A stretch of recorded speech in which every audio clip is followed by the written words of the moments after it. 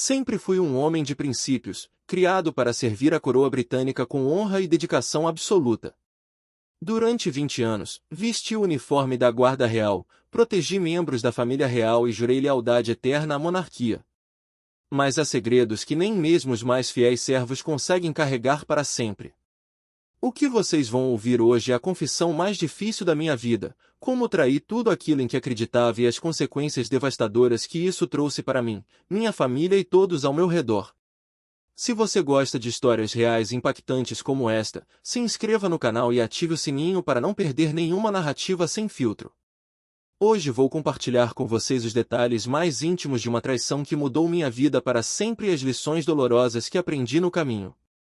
Meu nome é James Morrison, tenho 45 anos hoje, e durante 2 décadas servi como guarda real no Palácio de Buckingham.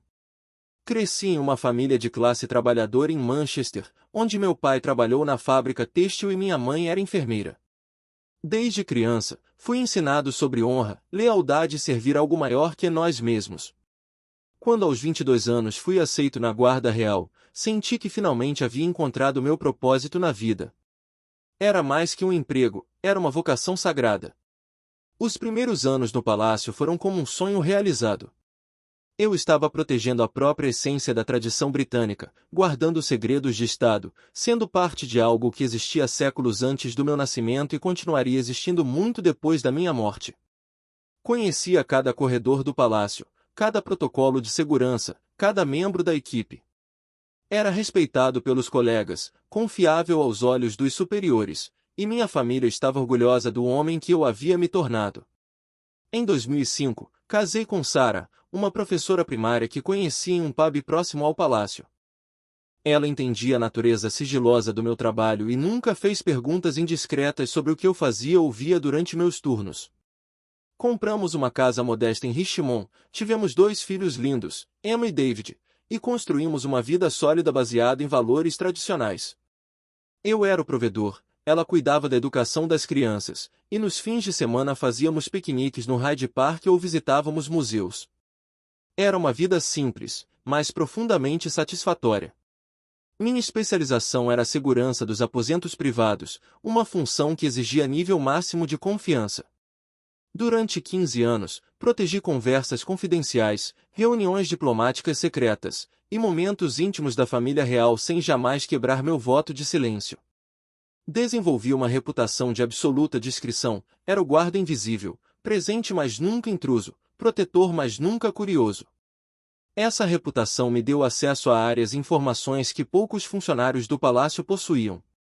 Tudo começou a mudar em outubro de 2019. Era uma manhã particularmente fria, e eu estava posicionado no corredor que leva aos escritórios privados da ala administrativa do palácio. Por volta das 9 da manhã, 2 membros seniores da família real entraram em uma das salas de reunião para uma conversa que, pelas suas expressões tensas, era claramente de natureza delicada.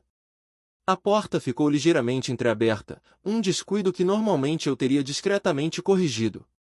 Mas naquele dia, algo me fez hesitar. Talvez tenha sido a urgência nas vozes que ouvi, ou a menção de nomes que reconheci das notícias sobre escândalos financeiros internacionais. O que escutei nos próximos 20 minutos mudaria minha vida para sempre. Eles discutiam transferências bancárias para contas offshore, investimentos em empresas ligadas a regimes autoritários, e o uso de fundos de caridade real para benefício pessoal. Não eram especulações ou rumores, eram admissões diretas de atividades que violavam tanto a lei quanto os princípios éticos que a monarquia deveria representar. Inicialmente, tentei convencer-me de que havia mal interpretado a conversa.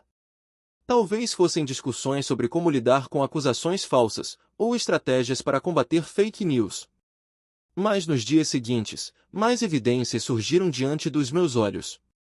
Documentos deixados sobre mesas que detalhavam esquemas financeiros complexos, conversas telefônicas que capturava involuntariamente enquanto fazia minha ronda, reuniões com figuras controversas do mundo dos negócios internacionais que aconteciam em horários incomuns e locais discretos do palácio. A pressão psicológica começou imediatamente. Durante 20 anos, minha identidade estava intrinsecamente ligada à lealdade absoluta à coroa. Questionar as ações da família real era questionar minha própria razão de existir. Passei noites acordado, caminhando pelo quarto enquanto Sarah dormia, tentando processar o que estava descobrindo. Como poderia reconciliar minha devoção à monarquia com evidências crescentes de que alguns de seus membros estavam envolvidos em atividades corruptas? Sarah começou a notar mudanças no meu comportamento quase imediatamente. Eu estava distraído durante as refeições, irritadiço com as crianças, distante durante nossas conversas noturnas. Ela me perguntava constantemente se algo estava errado no trabalho, se eu estava enfrentando problemas de saúde, se havia algo que ela pudesse fazer para ajudar. Mas como eu poderia explicar que estava descobrindo que tudo em que acreditava estava construído sobre uma fundação de mentiras e corrupção? As crianças também perceberam a mudança. Emma, que na época tinha 15 anos, era particularmente sensível às tensões familiares. Várias vezes me flagrou olhando fixamente para a parede durante o jantar, perdido em pensamentos sombrios sobre dilemas morais que não sabia como resolver. David, mais novo, reagia à tensão se tornando mais agitado na escola, brigando com colegas e apresentando queda no rendimento acadêmico. Eu estava falhando como pai porque não conseguia separar meus conflitos profissionais da minha vida pessoal. Semanas se passaram e as evidências continuavam se acumulando. Encontrei cópias de extratos bancários esquecidas em impressoras, ouvi conversas sobre como esconder ativos de investigações parlamentares, presenciei reuniões onde se discutia como usar influência política para bloquear investigações jornalísticas. Cada nova descoberta me deixava mais angustiado e mais convencido de que estava testemunhando crimes que não podia ignorar. O momento decisivo veio durante uma reunião particularmente tensa que presenciei em novembro de 2019. Um membro da família real estava discutindo com um consultor financeiro sobre como transferir milhões de libras para contas em paraísos fiscais antes que mudanças na legislação internacional tornassem essas operações mais difíceis de esconder. Eles falavam com a casualidade de quem discute o cardápio do jantar, completamente alheios à gravidade ética e legal das suas ações. Naquela noite, cheguei em casa completamente destruído emocionalmente. Sarah imediatamente percebeu que algo catastrófico havia acontecido. Inicialmente, tentei manter meu voto de silêncio, mas ela foi persistente.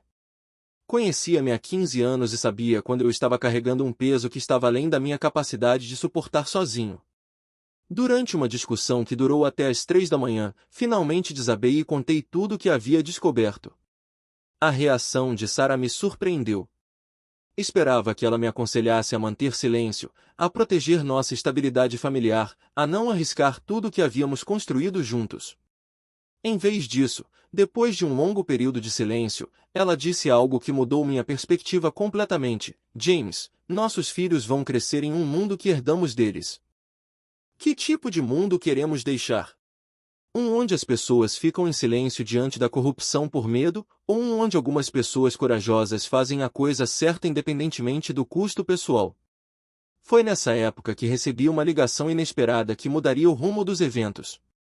Marcus Webb, um jornalista investigativo do Guardian, havia obtido meu número através de fontes que nunca revelou.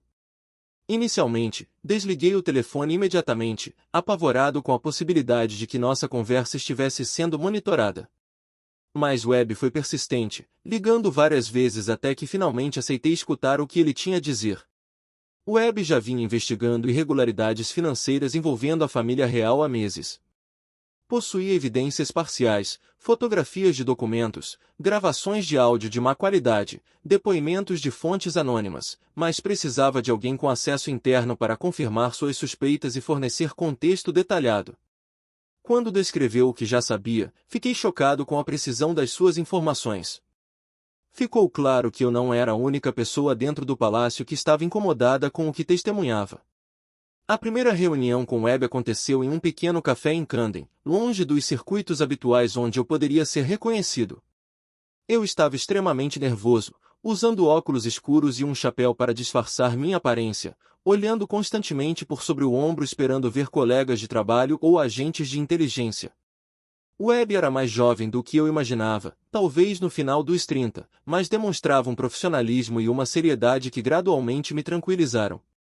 Durante nossa conversa de 2 horas, Webb me mostrou evidências que possuía e explicou como meu testemunho poderia ser crucial para expor um esquema de corrupção que se estendia muito além do que eu havia descoberto individualmente. Havia conexões com lavagem de dinheiro internacional, evasão fiscal em escala massiva, e uso indevido de recursos públicos que chegavam aos milhões de libras. Minha perspectiva interna poderia fornecer o contexto e os detalhes específicos necessários para tornar a investigação juridicamente sólida. Saí daquela reunião ainda mais conflituado. Por um lado, estava claro que expor essas atividades seria um serviço público importante. Por outro lado, estava contemplando quebrar juramentos sagrados, trair pessoas que confiavam em mim pessoalmente, e potencialmente destruir minha carreira e a segurança financeira da minha família. Passei a semana seguinte em um estado de angústia constante, pesando as implicações morais e práticas de cada possível decisão. Sarah e eu tivemos conversas longas e difíceis sobre o que fazer. Ela me lembrou constantemente de que nossa decisão afetaria não apenas a nós, mas também a Emma e David. Se eu me tornasse um denunciante público, nossas vidas mudariam drasticamente. Eu provavelmente perderia meu emprego, enfrentaria processos legais, seria ostracizado socialmente, e nossa situação financeira se deterioraria rapidamente. Ela estava disposta a aceitar essas consequências se eu acreditasse genuinamente que era a coisa certa a fazer, mas queria ter certeza de que eu compreendia completamente o preço que pagaríamos. Conversei também com o padre Michael O'Brien, da Igreja Católica que frequentávamos aos domingos. Sem revelar detalhes específicos, descrevi meu dilema moral em termos gerais, descobrir atividades ilegais no trabalho e ter que escolher entre lealdade profissional e consciência moral. Padre Michael me lembrou que nossa primeira lealdade deve ser sempre a verdade e a justiça, não a instituições ou pessoas específicas. Suas palavras me deram o suporte espiritual que precisava para tomar a decisão final. A segunda reunião com Webb aconteceu 2 semanas depois, em um pub discreto em Islington. Desta vez, trouxe comigo anotações detalhadas que havia compilado secretamente durante meus turnos.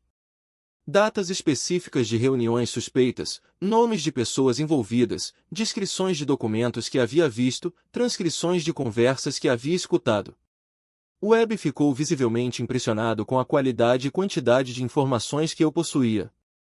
Durante os encontros subsequentes, desenvolvemos um sistema cuidadoso para compartilhar informações sem despertar suspeitas no palácio. Webb me deu um telefone celular secundário para comunicações, estabelecemos códigos simples para marcar encontros, e criamos protocolos para que eu pudesse documentar evidências de forma segura.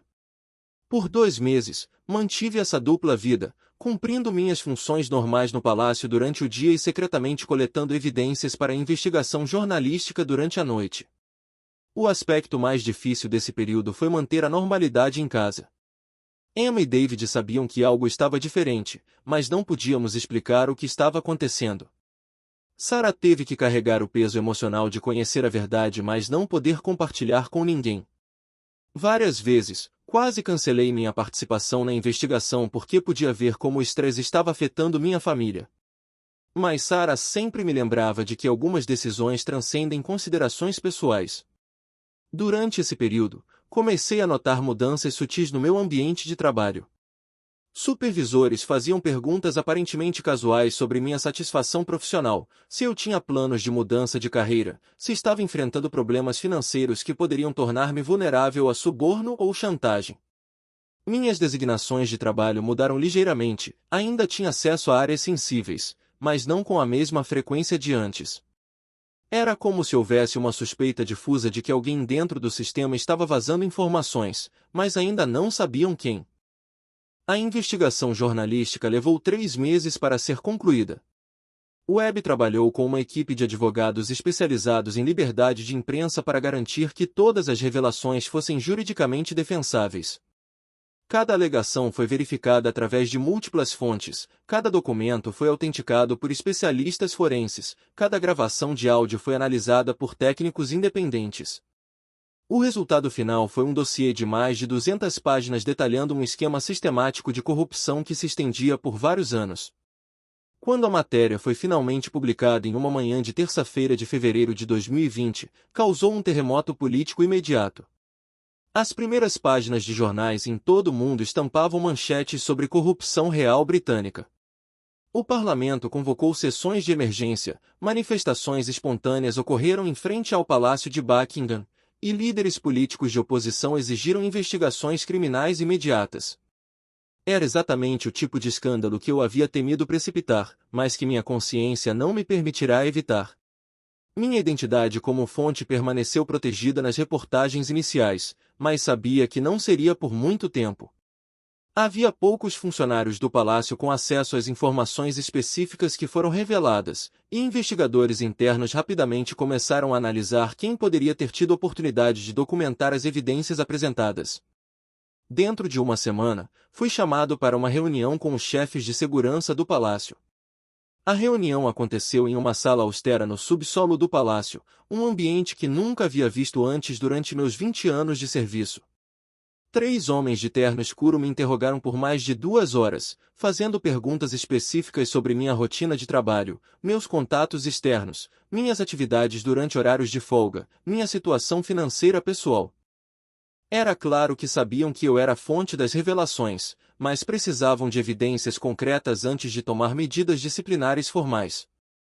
Neguei qualquer envolvimento na investigação jornalística, mantendo uma expressão neutra enquanto meu coração batia descontroladamente no peito. Sabia que minha carreira havia efetivamente terminado, mas ainda esperava conseguir algum tempo adicional antes que as consequências oficiais começassem. Eles me dispensaram com avisos vagos sobre as consequências de quebrar juramentos de confidencialidade e me instruíram a manter-me disponível para interrogatórios adicionais. Naquela noite, contei para Sarah sobre o interrogatório. Discutimos seriamente a possibilidade de eu renunciar voluntariamente antes de ser demitido, mas decidimos que seria melhor forçar-los a tomar uma ação oficial. Se eu renunciasse, poderia ser interpretado como admissão de culpa. Se fossem demitir-me, teriam que apresentar justificativas formais que poderiam ser contestadas legalmente. As investigações criminais prometidas pelo parlamento começaram imediatamente, lideradas por uma comissão independente com poderes para convocar testemunhas e requisitar documentos. Vários membros da família real foram chamados para prestar depoimentos sob juramento, consultores financeiros foram presos preventivamente, e contas bancárias suspeitas foram congeladas. Era satisfatório ver que minhas revelações estavam tendo consequências reais, mas também aterrorizante perceber a magnitude das forças que havia desafiado. 2 semanas após o interrogatório inicial, recebi uma carta oficial comunicando minha demissão imediata por quebra grave de confiança e violação de juramentos de confidencialidade.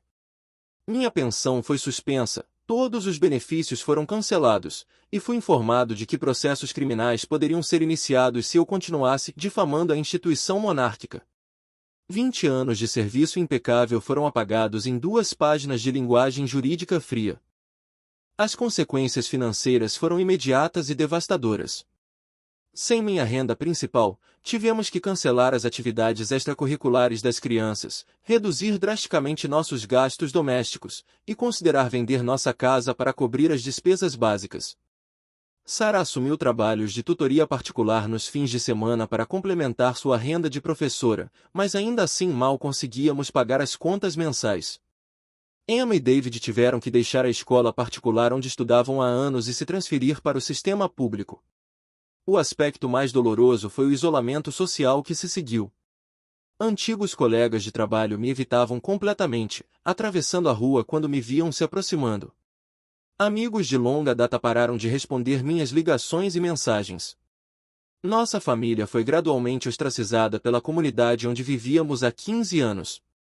Era como se tivéssemos contraído uma doença contagiosa que as pessoas temiam pegar por associação.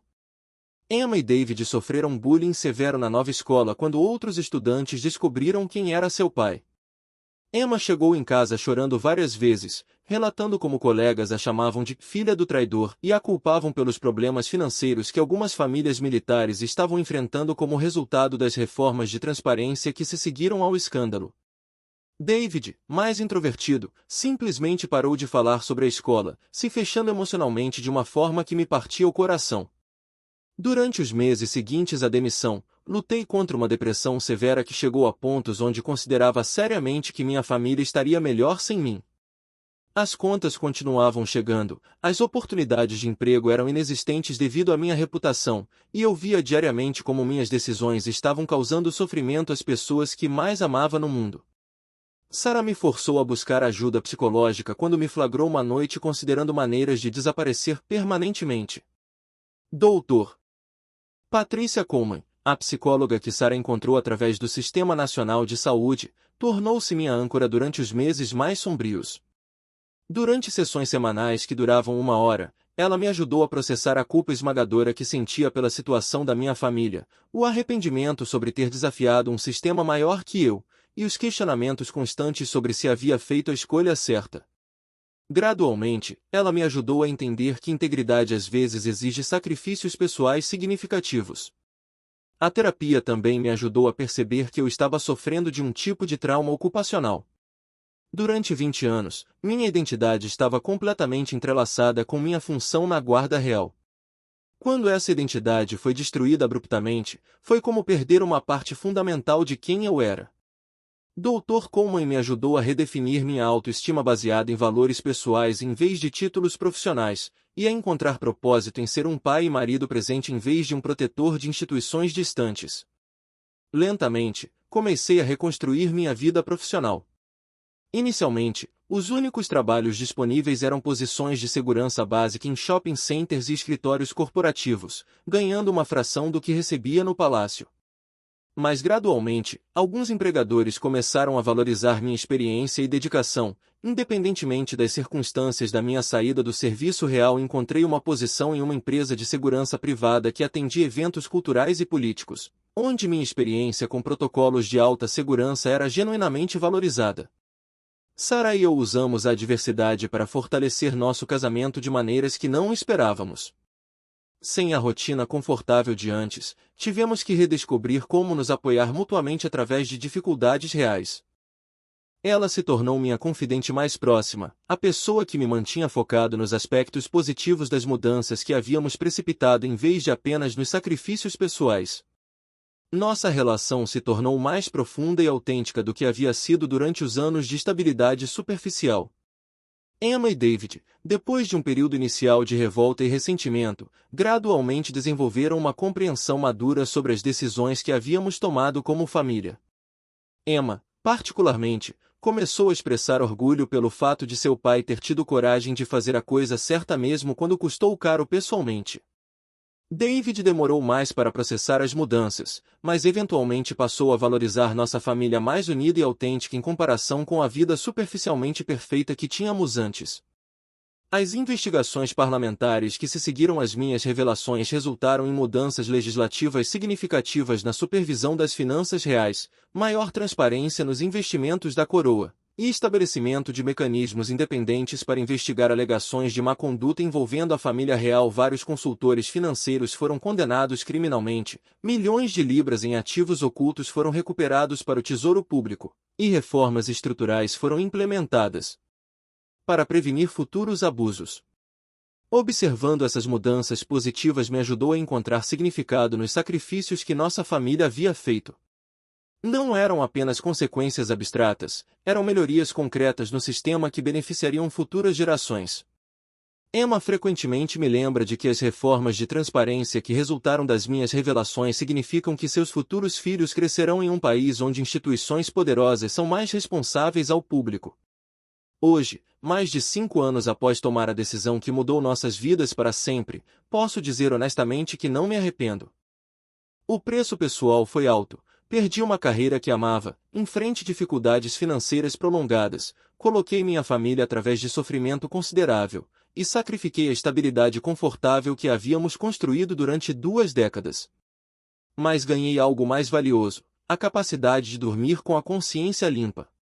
Minha traição à coroa foi, na realidade, lealdade a princípios morais mais elevados. Traí uma instituição para permanecer fiel à minha consciência, à verdade e ao bem comum. Algumas pessoas ainda me chamam de traidor, outras me consideram um herói.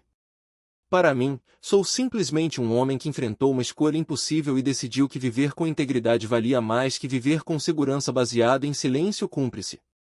A lição mais importante que aprendi é que lealdade verdadeira às vezes exige deslealdade aparente a instituições específicas. Quando organizações que deveriam servir o bem comum se corrompem, a lealdade cega se torna cumplicidade moral. O patriotismo genuíno às vezes significa desafiar aqueles no poder quando suas ações contradizem os valores que afirmam defender. Para qualquer pessoa enfrentando dilemas similares, descobrindo corrupção no trabalho, testemunhando atividades ilegais, sendo forçada a escolher entre segurança pessoal e fazer a coisa certa, minha experiência mostra que o custo de manter a integridade é alto, mas o custo de perdê-la é ainda maior. Viver sabendo que você ficou em silêncio diante de atividades que sabia serem erradas corrói a alma de maneiras que dificuldades financeiras temporárias nunca poderiam fazer. Minha vida hoje é mais simples que antes, mas também mais autêntica. Trabalho em segurança privada, ganho menos dinheiro, moro em uma casa menor, mas acordo cada manhã sabendo que fiz a escolha certa quando importava. Meus filhos cresceram entendendo que algumas decisões transcendem considerações pessoais, e minha esposa e eu construímos um casamento baseado em valores compartilhados em vez de apenas conveniência mútua. Esta é minha história, a história de como traí a coroa para permanecer leal à verdade, e como essa traição se tornou o ato mais patriótico que já realizei. É uma história de sacrifício, arrependimento, crescimento e redenção através da integridade moral. E é uma escolha que faria novamente, conhecendo todas as consequências, porque algumas coisas são mais importantes que segurança pessoal.